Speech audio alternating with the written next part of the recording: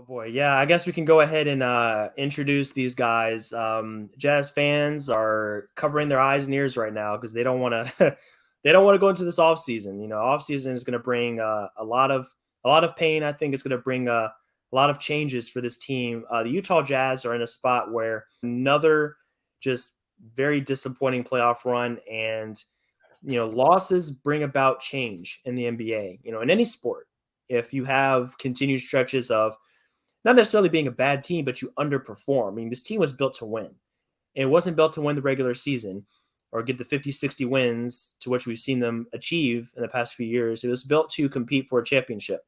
And they haven't really come close. They haven't even sniffed the conference finals in the past 3 years. So it's going to be about that time to blow it up, unfortunately. They have some major contracts on their books. Gobert and Mitchell at the top. Gobert at 35 mil, Mitchell at 28. Definitely deep into the luxury tax. They were 11 million over the tax line. So, I mean, that's a lot of money to pay for a team that's not competing for a championship. A team that lost in the first round, not going to get it done. So I'm looking at I think their entire roster is up for grabs right now. I don't think there's a single player on this roster that's untouchable. Even Donovan Mitchell. I think that, I mean, it would be absurd for them to trade him. I really do think so because they just extended him last year, gave him that max deal. So it'd be wild to see, or I think actually it was 2 years ago that they extended him. But for Mitchell, I mean, seeing him moved would be crazy because he's such a young player. So I would say he has the lowest percent chance of being moved. But after that, I mean, I think Gobert is very likely to be moved. They just have to find a team willing to send back enough matching salary because he is making $35 million. I mean, that's serious money, man. We're talking about a really legitimate maximum deal. So for next season and beyond, I mean, they have to really look themselves in the eye and say, like, where are they trying to go? They have to fortify that defense. That perimeter defense has to be better. But the challenge is, how do you fortify that while still maintaining that kind of paint presence, the paint defense that they got from the past few years, having Gobert in the middle? So that's where it gets tricky for them. They don't have a lot of young talent on this team. I mean, there's Jared Butler, who has some decent upside.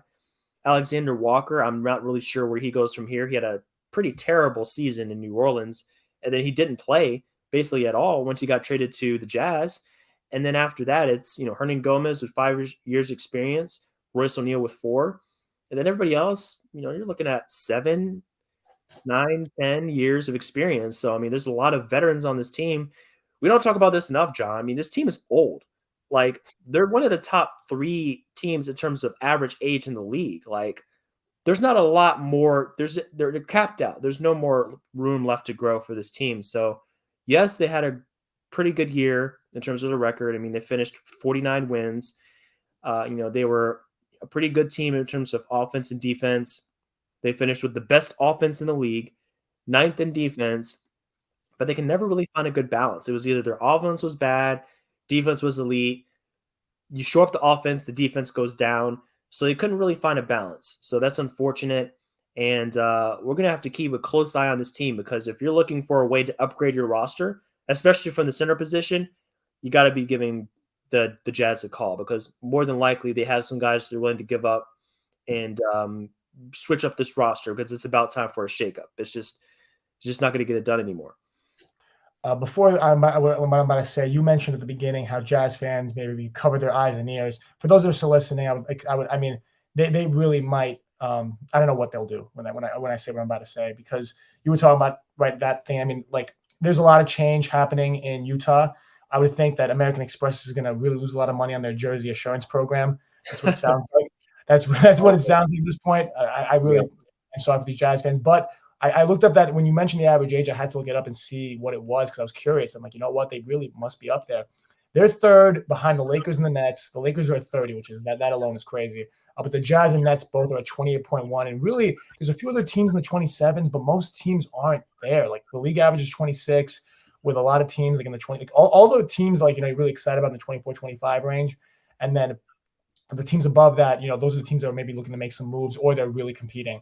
And the Jazz just aren't doing either one of those things. They're not really competing. Maybe they are, maybe a little underperforming. And that's kind of what you're looking at this team like, really seeing so many guys that how does it all fit together? Donovan Mitchell is someone that, I mean, it's kind of crazy to him getting traded, but if they lose him for nothing when he's a free agent, then that might be even worse almost, or if he's really serious about getting moved. He was at the Mets game that I was at a couple nights ago, and he was always in the Jumbotron because everyone's like cheering, like, oh, he's coming to the Knicks, whatever that might look like. I mean, that Never it's, hope again, man. I it's don't what think we it's do. going to end up poorly for them as it usually does. I'm sorry to say it.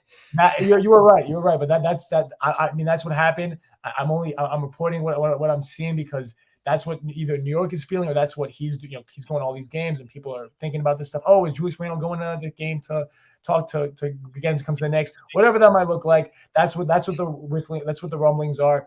And if that is the case, what does Utah do to combat that? Either they convince him to stay, which if it's on the basketball court, they haven't really done a good job of doing that because that's not going to really convince him very well, or it's going to be by maybe giving up completely and saying, you know what, we really can't convince you to stay. Let's either make a move to appease you, or let's make a move to put you in a better situation and also get us in a situation that we're comfortable with once you moved on, and to keep us relevant for the next few years because they've been relevant recently, especially in the regular season, having the best record last year and always being competitive. And really making maybe they'll make the second round, maybe they'll make the conference finals, maybe, and it doesn't happen. But the way they are looking right now, yeah, American Express, it is a sad day for those reps. Whoever's on the phone on that department of jersey assurance, they're going to They're be going to be busy. they're going to be busy.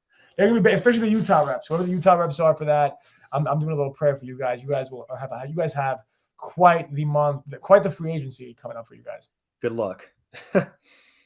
Yeah, that's definitely a rough situation, man. I mean, there's a lot of drama around this team. We've heard rumblings about trading Gobert and Mitchell. I mean, it seems like for like 2 years now it's been in the news. So I mean, I think the loss just kind of put it over the top. And I don't think they really have a great working relationship. I think they make it work. I think about like Shaq and Kobe. Like I don't think Shaq and Kobe loved each other. I don't think they were best friends. But you're in a position to win. You make it work the best you can. It's like, okay, let's just be civilized. Let's be mature. Let's go about our business and win some games. But I think it's to the point where it's like you kind of have to make something happen. You have to make a change. And looking at the third highest paid player on this team, Mike Conley, that's a tough situation. You look at his playoff series. I mean, he was just awful, to put it plainly. And he's making 21 mil. He has one guaranteed year left on his deal before he hits a non-guaranteed year in 23. So, yeah, I mean, you could trade him, but you're probably going to lose assets, or you're going to be making an imbalanced trade. If you trade him, maybe attach a pick or something to him, because I don't think there's any other team that would want a guy that's declining at that rate, making 20 mil a season. So it's unfortunate. So maybe after the big two, the next biggest trade piece is Jordan Clarkson, former sixth man of the year. Bogdanovich is another option. So, I mean, they have solid sized contracts to move. It's just about convincing another team out there in the league that they really need that player. I mean, that's the challenge for Utah. And I'm not sure how they go about doing that. They're going to have to be real creative if they want to maintain the level of competitiveness that they've been at. I'm just not sure if they're going to be able to find a balance between getting Gobert out of there or whoever, and then staying as good as they are, or even getting better. That's going to be a easier said than done mission for the Jazz.